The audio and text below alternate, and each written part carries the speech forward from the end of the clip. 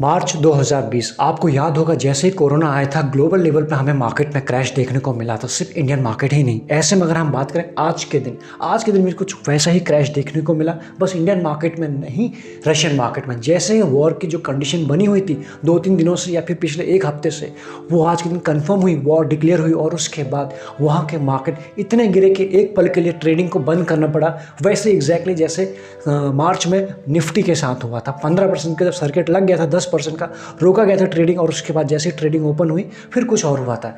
लेकिन रशिया में क्या हुआ, मार्केट चल रहे थे, मार्केट एक तरफा गिर रहे थे और उसके बाद कुछ देर के लिए ट्रेडिंग रोकी गई और उसके बाद जैसे ही ट्रेडिंग को ओपन किया फिर से मार्केट में भयंकर क्रैश देखने को मिला है। 50% तक का क्रैश आज के दिन देखने को मिला। ऐसे में अगर हम इंडियन मार्केट की बात करें, आप यहाँ पे देख सकते हो कोई भी सेक्टर, कोई भी स्टॉक आज के दिन ग्रीन निशान में बिल्कुल भी नहीं था। ग्रीन तो छोड़िए, कोई कम गिरा हो, कम से कम उसी में राहत हो जाती। 5% बिल्कुल कॉमन था, ये अब आप देख सकते हो। स्पेशली अगर हम बात करें निफ्टी की, ये 5% का करेक्शन को क्या कहेंगे आप? इट्स नॉट ए करेक्शन, ये क्रैश ही है। और अगर आप बैंक निफ्टी की बात करें 6% के आसपास, मिड कैप में भी वही हाल चल रहा है। तो कुल मिला के किस तरह का एक दिन में 800 पॉइंट का हमें निफ्टी में फॉल देखने को मिला है, दिस इज ह्यूज। और ऐसे में अगर हम बात करें ग्लोबल मार्केट, वो भी कुछ वैसा ही काम कर रहे हैं, क्योंकि ये वॉर सिर्फ 2 कंट्री के बीच में कहने को है, लेकिन इट्स ए ग्लोबल वॉर, इसलिए सभी के ऊपर उसका इम्पैक्ट पड़ेगा ही। इसी के चलते अगर हम बात करें क्रूड ऑयल, जो काफ़ी अहम चीज़ होते हैं अगर किसी भी मार्केट के लिए बात करें, फाइनेंशियल को देखने के लिए, पैरामीटर को चेक करने के लिए, क्रूड ऑयल अपने 2014 के लेवल के आसपास आज के दिन ट्रेड किया।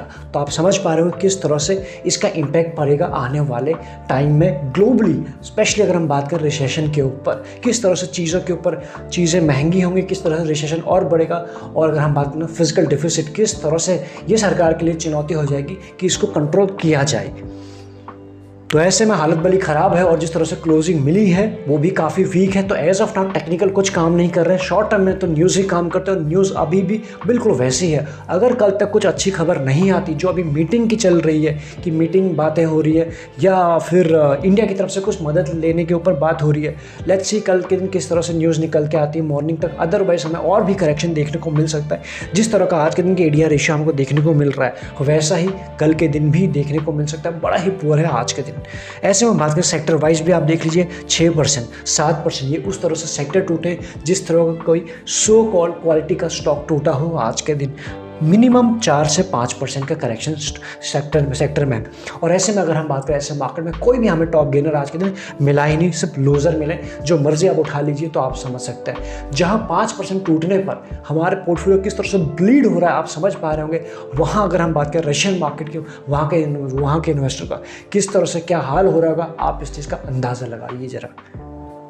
तो टॉप लूजर की बात करें, टाटा मोटर 10% ये टूटा है। यूपीएल की बात करें 8%, इंडसइंड बैंक 8% के आसपास, ग्रासिम की बात करें, ये तो कुछ टॉप के 4 हैं। अदरवाइज तो गिरावट सभी में जगह है, जो मर्जी आप उठा लीजिए।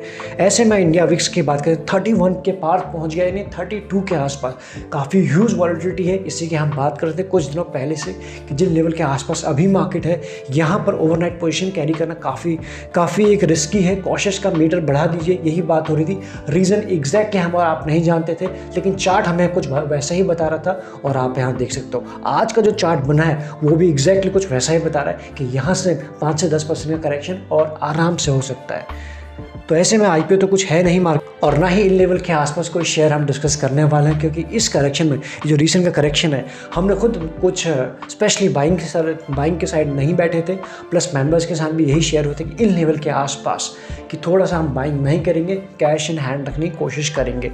और उसके बाद आज आप पे देख सकते हो जो एक रेंज की हम बात करते कि निफ्टी इसी रेंज में घूम रहा है, जिस भी तरफ जाएगा बड़ा मूव दिखाएगा, और बड़ा मूव आया बिल्कुल ओपनिंग के साथ ही। इस लेवल को नहीं, अपने 200 डे ईएमए को भी तोड़ा और उसके नीचे सीधा उसको क्रॉस करके सीधा नीचे चलता रहा। और आप यहाँ देख सकते हो यहाँ की क्लोजिंग के बाद सीधा यहाँ जाके क्लोजिंग हुआ है, यानी 16,200 के आसपास। अब ऐसे में हमारे लिए कल के लिए पहला सपोर्ट निकल के गया 16,000। अदरवाइज जिस तरह से चार्ट की अगर हम बात करें 15,500 के लेवल भी बड़े ही प्यार से आते हुए हमें दिख सकते हैं चार्ट के ऊपर। अगर ये कंडीशन जो करंट की कंडीशन है, जिस तरह से निफ्टी 800 पॉइंट एक ही दिन में टूटा है, हम तो सिर्फ टोटली 800 पॉइंट की बात कर रहे हैं। ये हो सकता है कल परसों में ही आ जाए, अगर ये ठीक से जल्दी से इसके ऊपर कुछ भी पॉजिटिव न्यूज़ नहीं आई तो। क्योंकि ऐसे टाइम में टेक्निकल बिल्कुल काम नहीं करते। आप इस चीज़ को रिलेट कर पा होंगे कोविड के टाइम में किस तरह से फ्री फॉल देखने को मिला था। अगर हमारे वहाँ 20 से 25% का करेक्शन पर डे नहीं आता तो एटलीस्ट 5 से 6% भी आएगा, तब भी मार्केट उन्हीं लेवल के आसपास पहुंच जाएगा। इसलिए 15,500 भी अभी आते हुए दिख रहा है एज ऑफ नाउ के कंडीशन में। क्योंकि जिस तरह से मार्केट में बिना बताए वॉर आई थी, अगर बिना बताए कुछ ऐसी खबर आ जाती है तो यहाँ से मार्केट लौटने में भी देर नहीं लगाएंगे। लेकिन एज ऑफ नाउ काफ़ी हालत ख़राब है। बाकी पिक्चर आप यहाँ पे देख सकते हो, ओपनिंग हुई हमारे गैप के साथ, गेनिंग गैप डाउन, और तरह से यहाँ पे 17,700 का टेस्ट किया। वो वही लेवल है जो जहाँ से बार बार निफ्टी सपोर्ट लेके ऊपर जा रहा था। अब वो कि उसने काम किया रेजिस्टेंस की तरह, और उसके बाद इस कैंडल, ये जो ग्रीन कैंडल है, और उसके बाद पीछे पलट के देखा नहीं। तो किस तरह से आज के दिन मार्केट रहा है वो आपके सामने क्लियर है। अगर हम यहाँ देखने की कोशिश करें बैंक निफ्टी जो अभी तक वीक नहीं था, थोड़ा स्ट्रॉन्गली हेल्ड कर रहा था, इसमें भी कुछ वैसा ही हुआ। ये रेंज टूटी गैप के साथ, उसके बाद सीधा नीचे चलते रहो, कोई रिकवरी नहीं आई। और बाकी तो ग्लोबल लेवल पर आप देख ही रहे हो। तो ऐसे में बड़े ही प्यार से अगर हम बात करें, 35 के आसपास है, 34 पहला सपोर्ट, और उसके बाद 34 तक भी जब तक ये आता है तब तक कोई ऐसी खबर नहीं आती है तो बड़े ही प्यार से हम बोल सकते हैं कि 33 के लाइन में भी, 33,500 के आसपास भी बैंक निफ्टी हमें ट्रेड करता हुआ नजर आ सकता है। इसलिए काफ़ी कॉशियस रहने की ज़रूरत है। कैश में काम करते हैं तो यही सलाह रहेगी, आराम से, कुछ कर नहीं सकते, बैठिए आराम से। जिस तरह से मार्केट नीचे गए हैं, पहली बार नहीं जा रहे हैं, बहुत ज़्यादा पैनिक करने की ज़रूरत नहीं है कि डूब गए हैं पैसे, ये हो गया, दिस दैट एंड ऑल। पहली बार नहीं हो रहा है, कई बार पहले भी हो चुका है। मार्केट ऊपर भी आएंगे, इसलिए आराम से बैठ सकते हैं। ज़्यादा ही पैनिक की कंडीशन है, कुछ दिन मार्केट को नहीं देखिए, ये कर सकते हैं आप आराम से। जो आपका इन्वेस्टमेंट है, अगर आपने अच्छे शेयर में लगा रखे, डेफिनेटली जब लीडरशिप आएगी तो लीडर ही करेंगे, तो आपको उतनी टेंशन की बात नहीं होनी चाहिए। पोर्टफोलियो बिल्कुल लाल हो रखा है, खून हो रखा है, सभी का हो रखा है, ग्लोबल लेवल पर हो रखा है, वैसे ही कोविड के टाइम की तरह कुछ वैसा ही।